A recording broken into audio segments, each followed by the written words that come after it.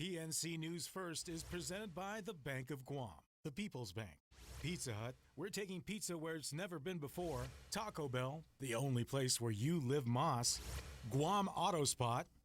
Colgate, the #1 brand recommended by dentists. And IT&E, Life in Motion. Live from the Broadcast Center, Akata, Tumon, Guam. Broadcasting in Guam and Saipan. Here's Janela Carrera and Clint Rigel with Donna De Jesus and Rebecca Elmore. PNC Sports with Leo Payumo and Weather with Chelsea Cruz. This is PNC News First. And good evening and welcome to PNC's News First. We are live from the Broadcast Center Akanta in the heart of Tumon. I'm Janela Carrera. Thanks for joining us. Lawmakers overrode the governor's veto of Bill 58, which now requires GovGuam to construct a new Simon Sanchez High School through a 30-year leaseback arrangement. It also requires that the contract be awarded to the offeror with the lowest leaseback rate. PNC's Clint Rigel has our top story. I'm confident that Bill 58 will break this deadlock and we can get moving forward if that is also what the administration wants to do. In fact, I'm confident enough in what Bill 58 will do. I am willing to put my career up front right now. Bill 58 is now law. Senators overrode Governor Eddie Calvo's veto of the measure with a vote of 13-2. Only Senators Tommy Morrison and Will Castro voted no on the measure. The bill's author, Senator Tom Atta, has maintained that this bill resolves the procurement issues that have stalled the construction of Simon Sanchez High School. The construction of the dilapidated high school has been held up by a long drawn-out procurement protest by Cortec International. Bill 58 requires GovGuam to procure construction of a new Simon Sanchez High through a 30-year leaseback program. It also requires GovGuam to go with the lowest leaseback rate. By overriding the veto, the legislature can facilitate the timely closure to the ongoing delay in the award of this solicitation by eliminating the conflicting language in Public Law 32-120 and requiring that the solicitation be made pursuant to Guam's procurement law. Senator Atta says Bill 58 clearly denotes who should be awarded the contract. On the other hand, the current RFP process is more subjective as it ultimately leaves the decision in the hands of the DPW director, who can either pick the highest-ranked offerer or the lowest-ranked offerer. Thus, the senator maintains that Bill 58 would prevent the procurement protests that have stopped construction on Simon Sanchez High School. However, acting Governor Ray Tenorio has a different take on things. The Lieutenant Governor wrote a letter to Speaker B.J. Cruz saying that the leaseback process still has, quote, no guarantee or mechanism to safeguard against future protests. Tenorio believes that no matter how the solicitation process is changed, quote, protests will inevitably arise. He writes that Bill 58 will cause further delays by starting the process all over again. Senators Tommy Morrison and Will Castro were the only two senators who voted no on the measure. My only frustration, Mr. Speaker, is that 4 years later and we still don't have a school. And if there's even the slight possibility, just the slightest possibility that this would further delay the procurement process, then again, for the record, I stand firmly in opposition to the override. But the override passed and Bill 58 is now law. Meanwhile, senators failed to override Bill 3, which would have required that the Guam Health Insurance Negotiating Team forward only the most economical and beneficial health care insurance proposal plan to the Governor of Guam. Reporting for PNC, I'm Clint Rigel. Well, now that Bill 58 has passed, we asked Education Board Chairman Peter Alexis Atta how the new procurement process will affect the fate of the Simon Sanchez renovation. PNC's Rebecca Elmore has our next story. We must move forward quickly. The clock is ticking before the start of the new school year.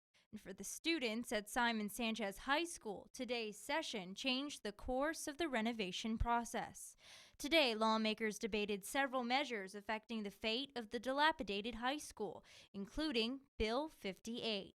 Although Education Board Chairman Peter Alexis Atta believes the bill was well-intentioned, he says the timing is off. Well, the board has never taken a position to begin with, and at this point in time, we'll work with what the legislature, we respect their authority. If it passes, we'll work with it. At this point in time, I feel that the legislation that they're trying to override is to change the rules of the game in the middle of the game. Instead, the chairman is holding out for another key GovGuam player. The Attorney General has been requested to intervene, and once he intervenes, that will solve all the problems. This morning, Governor Eddie Calvo tasked the AG to, quote, cut through the red tape and ensure the construction of a safer, cleaner, and healthier Simon Sanchez High School by signing a letter of substantial interest. Governor Calvo also spoke out against Bill 58, saying, quote, we will be that much further from starting the fix and we will set ourselves up for even more protests, end quote.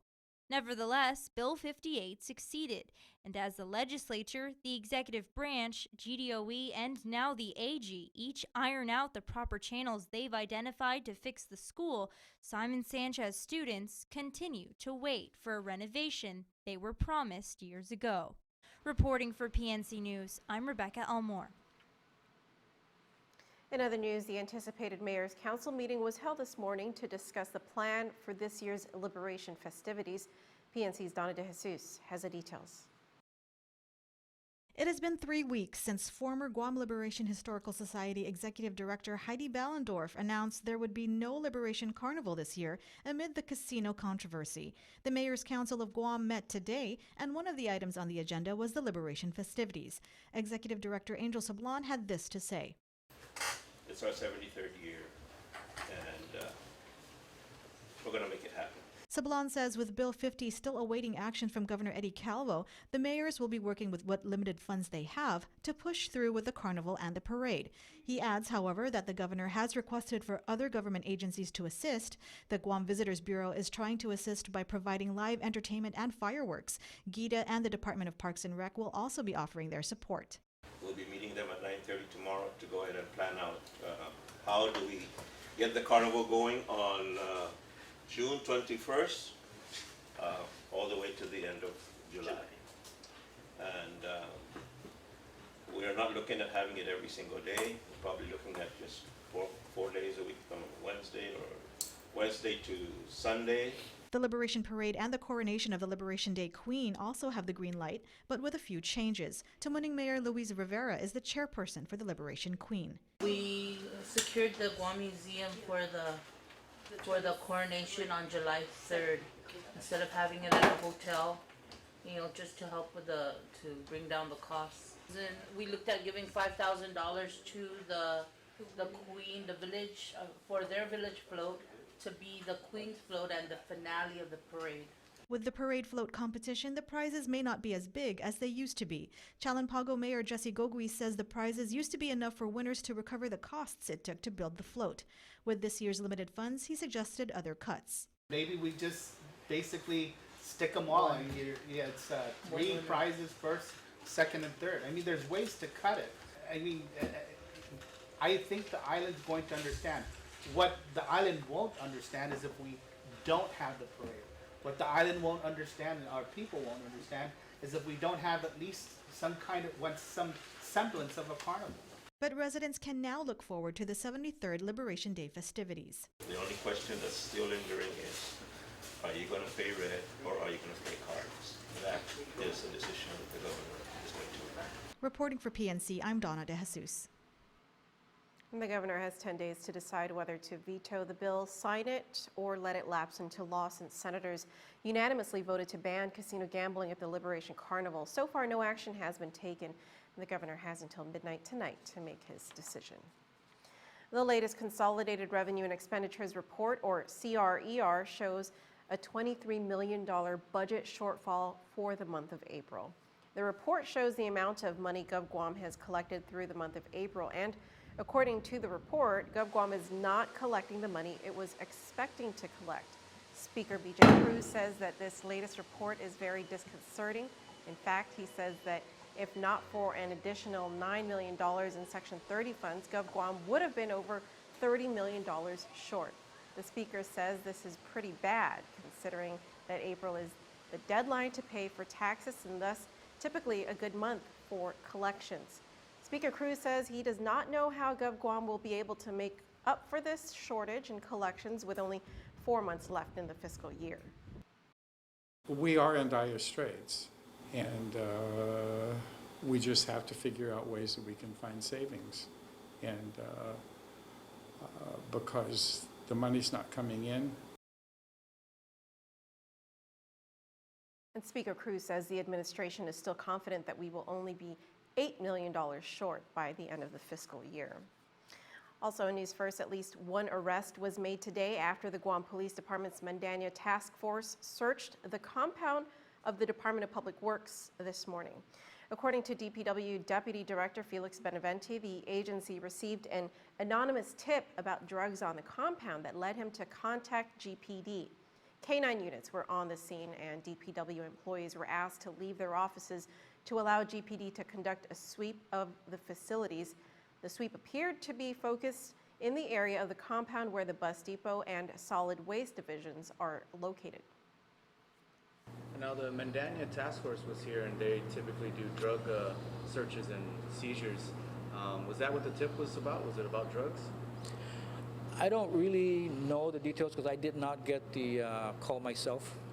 All we know is that we got a tip. It could be.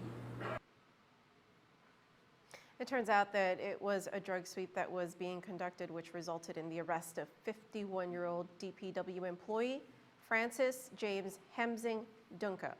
He was arrested for illegal possession of a Schedule II controlled substance, illegal possession with the intent to deliver, and official misconduct. He was booked and confined. All right, well, we have more News First. Stay with us. We'll be back right after this.